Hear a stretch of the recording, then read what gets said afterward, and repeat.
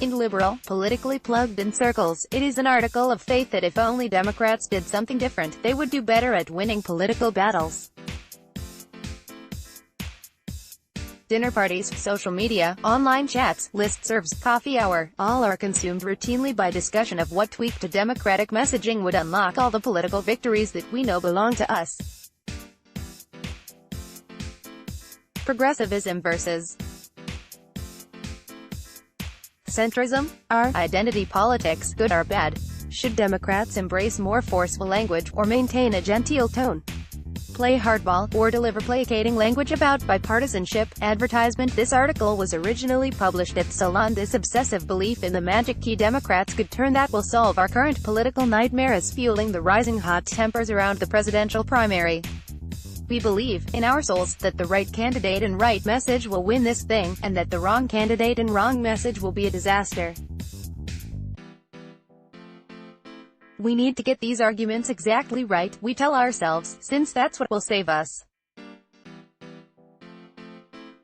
Yet, as I watched the impeachment trial Wednesday, which featured the first day of Democratic House members arguing before the Senate in favor of removing Donald Trump from office, I was struck by the fact that Democrats were making a flawless case. Their evidence is overwhelming. Their arguments are airtight. The rhetoric was pitch perfect. It was a tour de force of enlightenment, faith in the power of rhetoric and reason.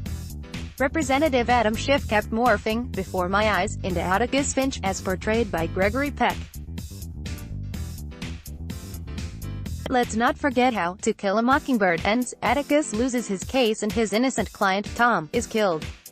No matter how perfectly Democrats argue their case, Republicans plan to acquit Trump and their voters will be ecstatic about it.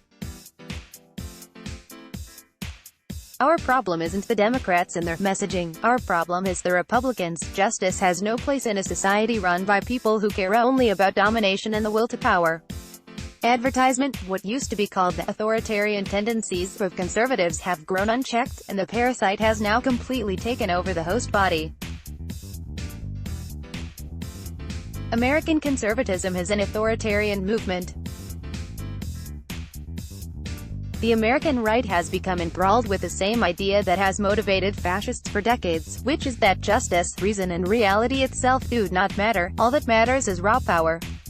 What the Senate cameras recorded was a day-long showdown between reason and brute force, lamented Tom Skoka at Slate Wednesday afternoon.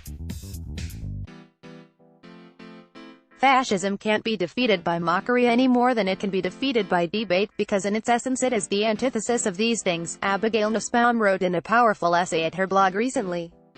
Advertisement to the fascist, she added, it doesn't really matter if people point out that your rhetoric is lies and your leaders are ridiculous.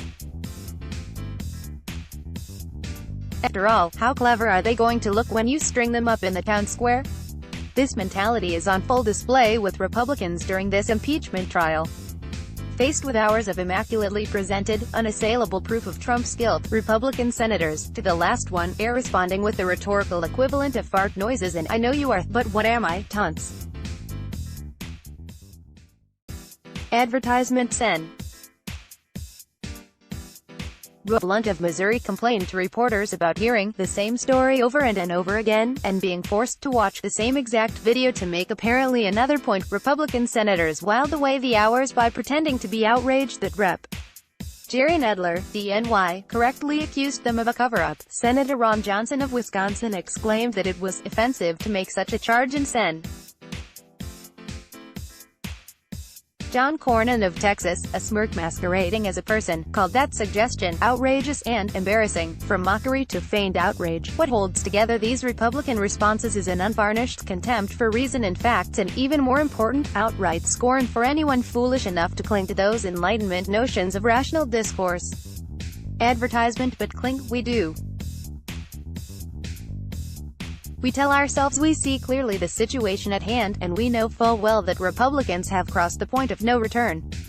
But we keep plugging away with our reasoned debate and logical arguments, unable to see any viable alternatives.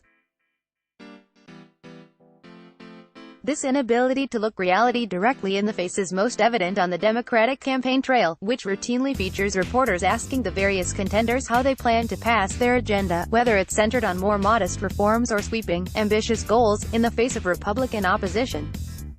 Every candidate has an answer, ranging from Sen.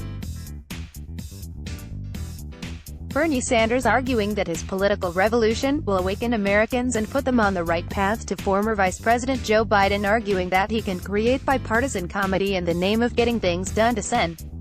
Elizabeth Warren saying that passing an anti-corruption package will smooth the way for other reforms. All these answers are different flavors of bullshit. The reality is Republicans have disproportionate power, pretty much baked in. They will leverage that power to stop any and all Democratic agenda items, no matter how minor, because, under the leadership of Trump and Senate boss Mitch McConnell, they have embraced a fascistic, will-to-power philosophy. No argument will move them, since their goal is to crush their opponents and achieve total domination, not to engage in governance based on rational debate and discourse. Advertisement. Still, it's hard to get too mad at Democratic candidates for saying these things, because the voters they're trying to convince, liberals, moderates, anyone who isn't on board with the Republican authoritarian nightmare, are all clutching to this hope that reason matters, that our democratic traditions of argument, evidence and logic can still win the day. Any candidate who fails to play to that hope is going to lose, and they know it. But watching the impeachment trial unfold, and watching the perfectly wrought arguments presented by Democrats evaporate into nothing as they hit the unbending wall of Republican opposition, one thing has become inarguably, distressingly clear: the only thing Republicans respond to is power. Even if some have pangs of conscience, and I have to imagine they do, they are stifling any remaining care for our democratic values and wholeheartedly running toward the siren call of authoritarianism. They are lost. They aren't coming back. And it's not just the party leaders or elected politicians, either. The last 3 years have been dominated by one unassailable number: 42%. That's the consistent baseline of Donald Trump's approval, and while it occasionally dips when a small percentage of conservatives are momentarily flustered by his latest act of unforgivable evil, those wafflers always come back around. 42% is a terrifying number, because it's about more than Trump. That number represents the percentage of Americans who have, it appears, wholly rejected reasoned discourse in democratic values. Due to the quirks in our electoral system that give disproportionate power to rural and suburban areas, and due to voter suppression efforts from the GOP, that 42% will likely control the Senate for the foreseeable future and will quite possibly win the presidency again in 2020. Advertisement is the side that still believes in facts. We have to grapple with these grim facts. This endless obsessing over how the Democrats could tweak their messaging isn't rational. Sure, it feels good to keep harping on Democrats, because Democrats actually listen to us and it creates the sensation of effectiveness. But it's a lot like a gambler blowing on dice before he rolls them. Baby needs a new pair of shoes. It's superstitious, an effort to create a feeling of power when you have none. Even if the Democrats figured out how to execute a perfect strategy, which would be impossible even if it wasn't unknowable, they cannot change that Republicans, backed by that 42%, simply don't care. Sometimes the lever you have to pull just isn't the one that's the easiest to reach. To be clear, this situation isn't hopeless. For one thing, the majority of Americans are still on the side of the angels. All of this may be fixable if people rise up in big enough numbers to kick these authoritarian bastards out. But one thing is certain, we're not getting any closer to the solution by expending our time and energy worrying about the Democrats. They're not the real problem.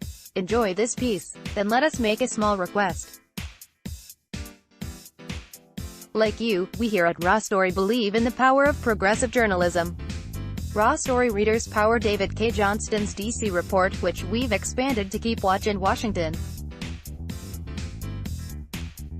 We've exposed billionaire tax evasion and uncovered White House efforts to poison our water.